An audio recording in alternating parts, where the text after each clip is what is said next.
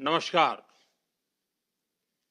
हम सभी ने बीते दिनों में देश का सामर्थ्य और उसका संयम दोनों देखा है। मैं सबसे पहले भारत की पराक्रमी सेनाओं को, सशस्त्र बलों को, हमारी खुफिया एजेंसियों को, हमारे वैज्ञानिकों को, हर भारतवासी की तरफ से सैल्यूट करता हूं। हमारे वीर सैनिकों ने ऑपरेशन सिंदूर के लक्ष्यों की प्राप्ति के लिए असीम शौर्य का प्रदर्शन किया। मैं उनकी वीरता को, उनके साहस को, उनके पराक्रम को आज समर्पित करता हूं हमारे देश की हर माता को, देश की हर बहन को और देश की हर बेटी को ये पराक्रम समर्पित करता हूं। साथियों, 22 अप्रैल को पहलगाम में आतंकवादियों ने जो बर्बरता दिखाई थी, उसने देश और दुनिया को झकझोर दिया था।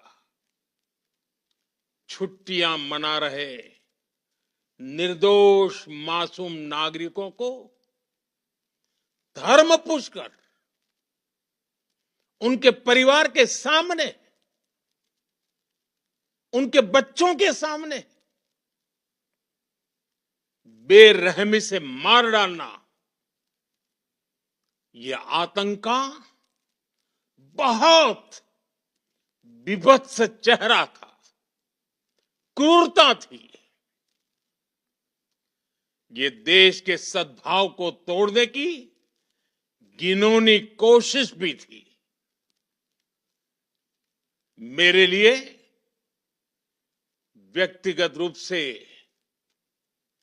ये पीड़ा बहुत बड़ी थी।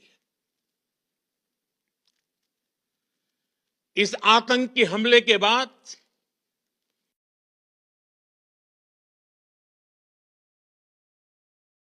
सारा राष्ट्र, हर नागरिक, हर समाज, हर वर्ग, हर राजनीतिक दल एक स्वर में आतंक के खिलाफ कड़ी कार्रवाई के लिए उठ खड़ा हुआ। हमने आतंकवादियों को मिट्टी में मिलाने के लिए भारत की सेनाओं को पूरी छूट दे दी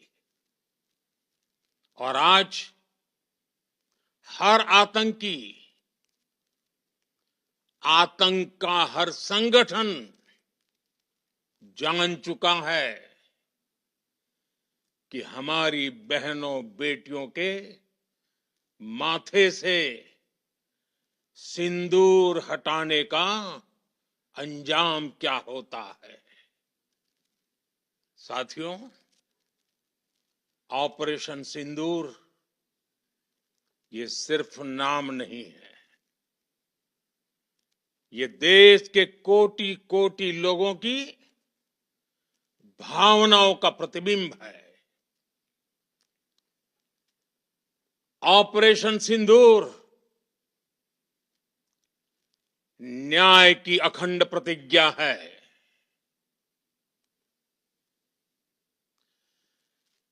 6 मई की देर रात, 7 मई की सुबह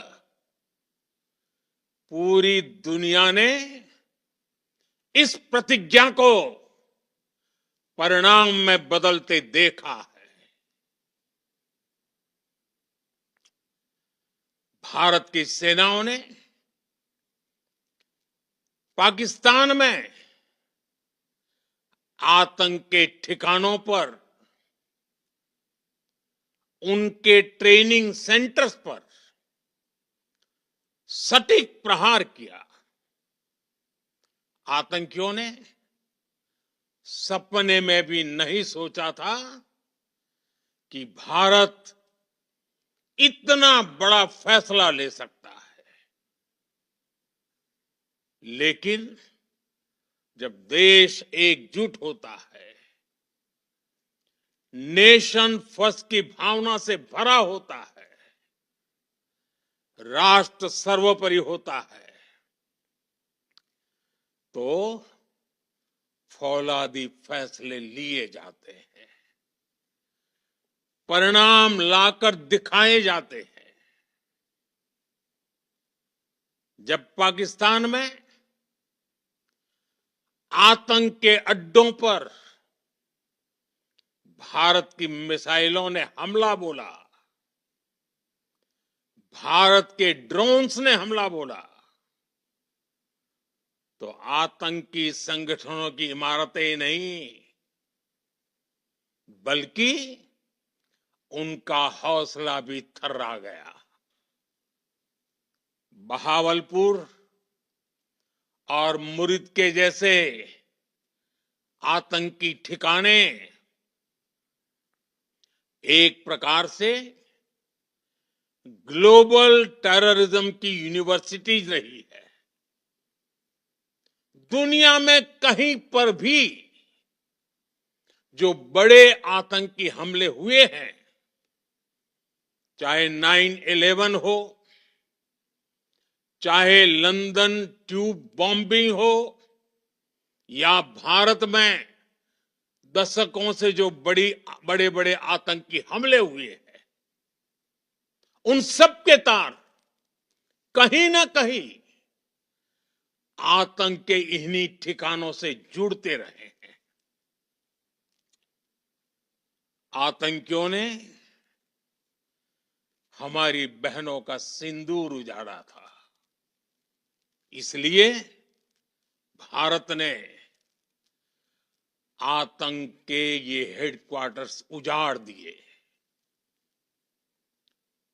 भारत के इन हमलों में 100 से अधिक खूंखार आतंकवादियों को मौत के घाट उतारा गया है। आतंक के बहुत सारे आका बीते 2.5-3 दशकों से खुलेआम पाकिस्तान में घूम रहे थे, जो भारत के खिलाफ साजिशें करते थे। उन्हें भारत ने एक झटके में खत्म कर दिया। साथियों, भारत की इस कार्रवाई से पाकिस्तान घोर निराशा में गिर गया था, हताशा में गिर गया था, बौखला गया था। और इसी बौखलाहट में उसने एक और दुस्साहस किया। आतंक पर भारत की कार्रवाई का साथ देने के बजाय पाकिस्तान ने भारत पर ही हमला करना शुरू कर दिया।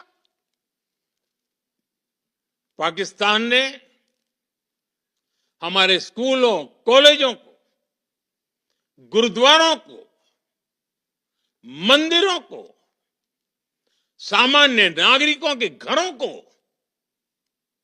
निशाना बनाया। पाकिस्तान ने हमारे सैन्य ठिकानों को निशाना बनाया। लेकिन इसमें भी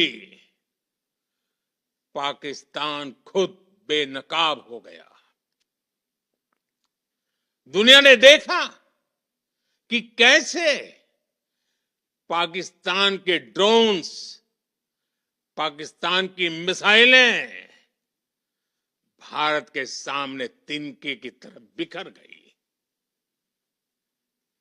भारत के सशक्त एयर डिफेंस सिस्टम ने उन्हें आसमान में ही नष्ट कर दिया।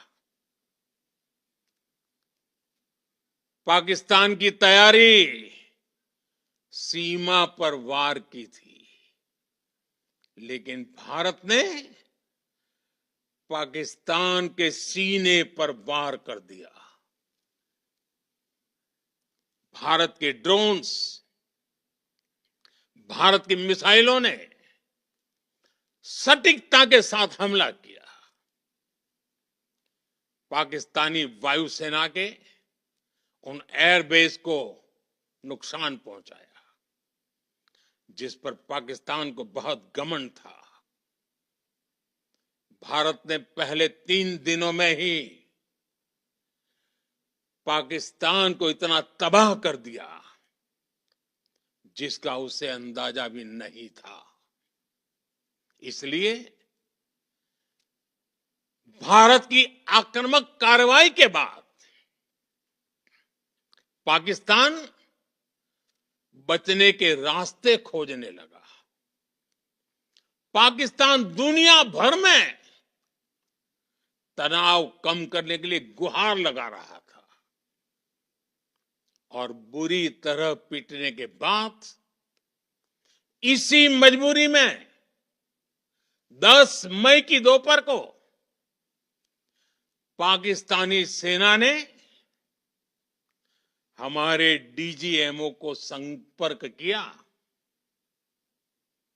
तब तक हम आतंकवाद के इंफ्रास्ट्रक्चर को बड़े पैमाने पर तबाह कर चुके थे। आतंकियों को मौत के घाट उतार दिया गया था। पाकिस्तान के सीने में बसाए गए आतंक के अड्डों को हमने खंडहर बना दिया था। इसलिए जब पाकिस्तान की तरफ से गुहार लगाई गई, पाकिस्तान की तरफ से जब ये कहा गया कि उसकी ओर से आगे कोई आतंकी गतिविधि और सैन्य दुस्साहस नहीं दिखाया जाएगा, तो भारत ने भी उस पर विचार किया। और मैं फिर दोहरा रहा हूं, हमने पाकिस्तान के आतंकी और सैन्य ठिकानों पर अपनी जवाबी कार्रवाई को अभी सिर्फ स्थगित किया है। आने वाले दिनों में हम पाकिस्तान के हर कदम को इस कसौटी पर मापेंगे कि वो क्या रवैया अपनाता है। साथियों, भारत की तीनों सेनाएं, हमारी एयरफोर्स, हमारी आर्मी और हमारी नेवी, हमारी border security force BSF, Bharat के अर्धसैनिक बल लगातार अलर्ट पर है। सर्जिकल स्ट्राइक और एयर स्ट्राइक के बाद अब ऑपरेशन सिंदूर आतंक के खिलाफ भारत की नीति है। ऑपरेशन सिंदूर ने आतंक के खिलाफ लड़ाई में एक नई लकीर खींच दी है, एक नया पैमाना, न्यू नॉर्मल तय कर दिया है। पहला, भारत पर आतंकी हमला हुआ तो मुंह तोड़ जवाब दिया जाएगा। हम अपने तरीके से, अपनी शर्तों पर जवाब देकर रहेंगे। हर उस जगह जाकर कठोर कार्रवाई करेंगे जहां से आतंक की जड़ें निकलती हैं। दूसरा, कोई भी न्यूक्लियर ब्लैकमेल भारत नहीं सहेगा। न्यूक्लियर ब्लैकमेल की आड़ में पनप रहे आतंकी ठिकानों पर भारत सटीक और निर्णायक प्रहार करेगा। तीसरा,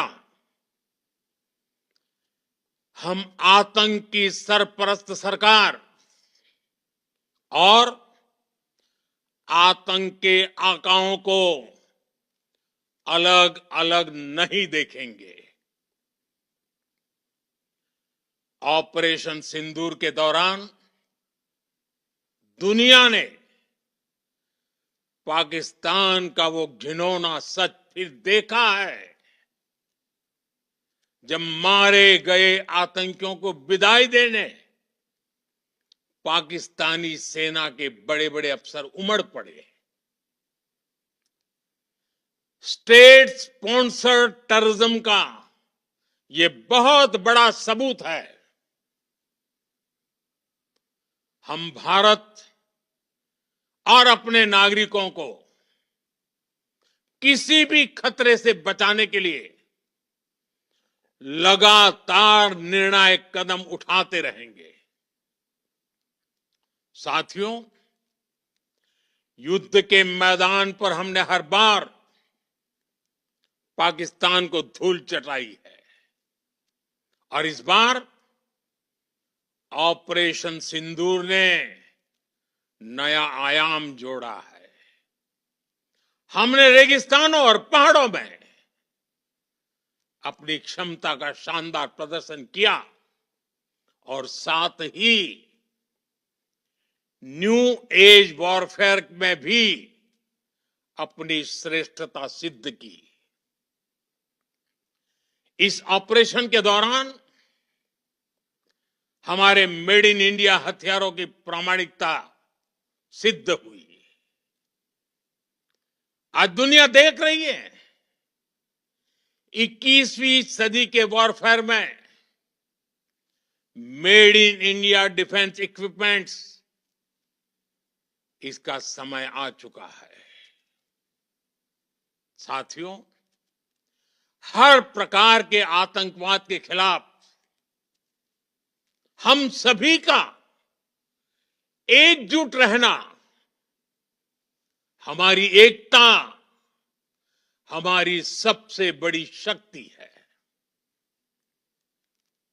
निश्चित तौर पर ये युग युद्ध का नहीं है, लेकिन ये युग आतंकवाद का भी नहीं है। टेररिज्म के खिलाफ जीरो टॉलरेंस, ये एक बेहतर दुनिया की गारंटी है। साथियों, पाकिस्तानी फौज, पाकिस्तान की सरकार जिस तरह आतंकवाद को खाद पानी दे रहे हैं, वो एक दिन पाकिस्तान को ही समाप्त कर देगा। पाकिस्तान को अगर बचना है तो उसे अपने टेरर इंफ्रास्ट्रक्चर का सफाया करना ही होगा। इसके अलावा शांति का कोई रास्ता नहीं है। भारत का मत एकदम स्पष्ट है। टेरर और टॉक एक साथ नहीं हो सकते। टेरर और ट्रेड एक साथ नहीं चल सकते और पानी और खून भी एक साथ नहीं बह सकता। मैं आज विश्व समुदाय को भी कहूंगा, हमारी घोषित नीति रही है अगर पाकिस्तान से बात होगी तो टेररिज्म पर ही होगी। अगर पाकिस्तान से बात होगी तो पाक ऑक्युपाइड कश्मीर पीओके उस पर ही होगी। प्रिय देशवासियों, आज बुद्ध पूर्णिमा है। भगवान बुद्ध ने हमें शांति का रास्ता दिखाया है। शांति का मार्ग भी शक्ति से होकर जाता है। मानवता शांति और समृद्धि की तरफ बढ़े, हर भारतीय शांति से जी सके, विकसित भारत के सपने को पूरा कर सके, इसके लिए भारत का शक्तिशाली होना बहुत जरूरी है। और आवश्यकता पड़ने पर